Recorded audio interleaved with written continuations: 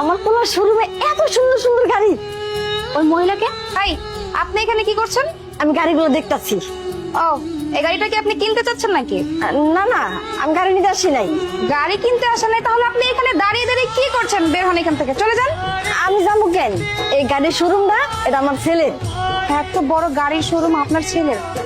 কি বলবো, আপনাদের মতো মানুষের না আমার খুব ভালো করে চেনা আছে।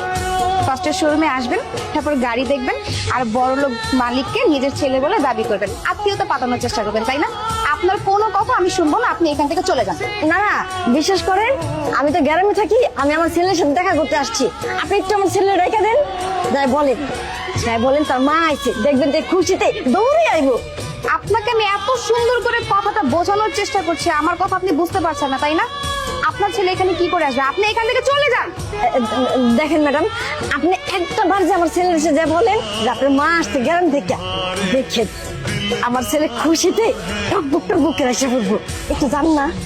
ও, বুঝতে পেরেছি। আপনি আপনার ছেলের সাথে দেখা না করে তো যাবেন না, তাই না? আচ্ছা, তাহলে আপনি আমার সাথে আসেন, আমি আপনার ছেলের সাথে সাক্ষাৎ করিয়ে দিচ্ছি। বের হন এখান থেকে, বের হন। আরে আপনি এমন করতেছেন কেন আমার সাথে? কি হয়েছে এখানে? দেখেন না ম্যাডাম, আমি আসছি আমার ছেলের সাথে দেখা করার জন্য।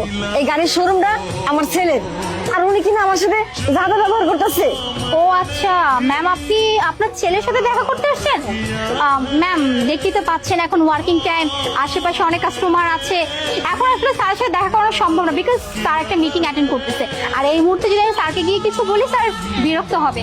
আর আপনি যদি দেখা করতেই আসছেন, সমস্যা নেই, আমি স্যারকে বলে আপনাকে দেখা করিয়ে দেবো, কিন্তু তার জন্য আপনাকে একটু অপেক্ষা করতে হবে। আচ্ছা ঠিক আছে ম্যাম, আপনাকে একটু বাইরে গিয়ে অপেক্ষা করতে হবে। আলিফ বাবা। মা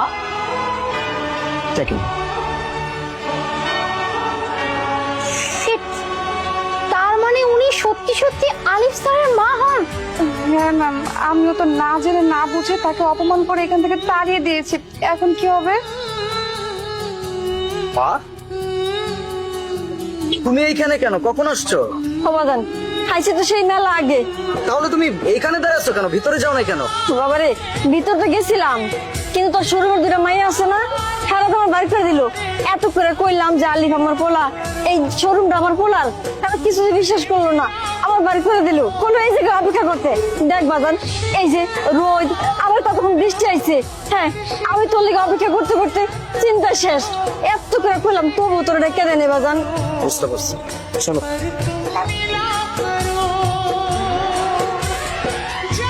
এক্সকিউজ মি, আপনাদের এত বড় সাহস কি করে হলো আমার মায়ের সাথে মিসবিহেভ করার, আমার মাকে আমার শোরুম থেকে বের করে দেওয়ার? Sir sir, we are extremely sorry sir. Sir আপনি বলুন স্যার, উনি যেভাবে আসছে, মানে ওনার যে পোশাক, যেমন শাড়ি পরে আসছে, এইভাবে দেখলে কি কেউ মনে করবে যে উনি আপনার মা হন? আমরা স্যার আসলে ওনাকে চিনতে পারিনি, প্লিজ স্যার আমাদেরকে ক্ষমা করে দিন। সো হোয়াট, আপনারা আমার মাকে চিনতে পারেন নাই, দ্যাটস ওয়াই আমার মাকে আমার শোরুম থেকে বের করে দিবেন? এত বড় সাহস কে দিচ্ছে আপনাদের? তুই চুপ কর। ওরা তো আমাকে চিনে না, না চিনে আমার লোকে খারাপ ব্যবহার করছে। কিন্তু তুই তুই কি করছিস? আমি তো তোর মা, আমার কথা মনে রাখছিস তুই? তা তো পারস নাই। তুই টাকার প্রতি এতটাই মগ্ন হয়েছিস যে তোর যে একটা গ্রামে মা আছে, তোর একটা পরিবার আছে, আর তুই সেই কথাটা ভুলে গেছিস। আরে আমি তোর মা, তোর লগে একটা বার কথা কর লেগা আমি ফোনটা লে বয়ে থাকি, কখন তুই একটা ফোন করবি? তুই আমার কাছে একটা ফোন আসে না তোর, তোর আমি উল্টা ফোন করি, তুই তোমার ফোনটা ধরস না, কাটটা দিস, খালি ব্যস্ত আর ব্যস্ত।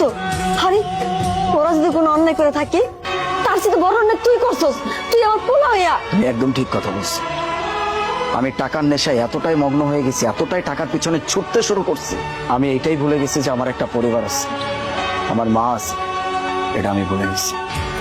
আমি জানি জীবনে বাঁচতে গেলে টাকা অনেক ইম্পর্টেন্ট, কিন্তু টাকার থেকেও বেশি ইম্পর্টেন্ট হচ্ছে পরিবার, সেটা আমি ভুলে গেছিলাম। আজকের পর থেকে আমি তোমাদের সব সময় আগে আমার পরিবার, তারপর টাকা। আর এই যে আপনারা কি ভাবছেন আমি আপনাদেরকে ছেড়ে দিব? ইম্পসিবল। আমার মায়ের সাথে আপনারা খারাপ আচরণ করছেন, তার থেকেও বড় কথা আমি ভেবে নিলাম যে সে আমার মা না, সে সাধারণ একজন কাস্টমার। আমার শোরুমে একজন কাস্টমার এসে যদি আপনাদের কাছ থেকে এমন ট্রিট পায়, তাহলে এইরকম এমপ্লয়ি আমার শোরুমে কোনো দরকার